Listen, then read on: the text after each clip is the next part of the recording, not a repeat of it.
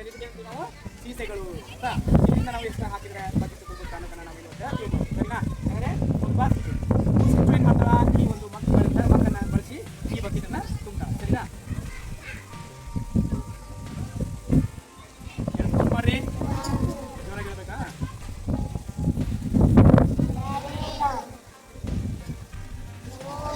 Very good.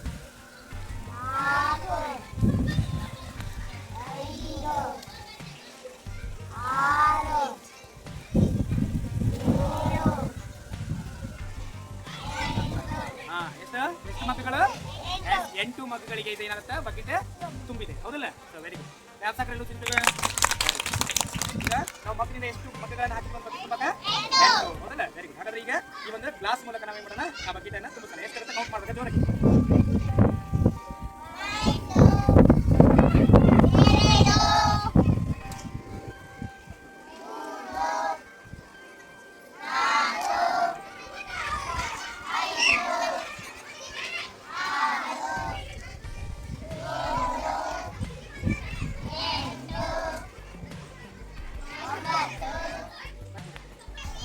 ಎಷ್ಟಾದ್ರು ಈಗ ತುಂಬ ಹೌದಲ್ಲ. ವೆರಿ ಕ್ಲಾಸ್ ಆಗ್ಲಿ ಶಿವರಾತ್ರಿಗಳು ಇದರಿಂದನೂ ಅಳದ್ವಿ ಆಮೇಲೆ ಗ್ಲಾಸ್ನಿಂದನೂ ಅಳದ್ವಿ ಪಾತ್ರೆಯಿಂದ ಅಳಿಬೇಕು ಹೌದಲ್ಲ. ಎಷ್ಟು ಪಾತ್ರೆ ಆಗುತ್ತಾ ಎಷ್ಟು ಪಾತ್ರೆಗೆ ಈ ಬಕೆಟ್ ತುಂಬುತ್ತೆ ಅನ್ನೋದ ನೋಡೋಣ ಸರಿನಾ.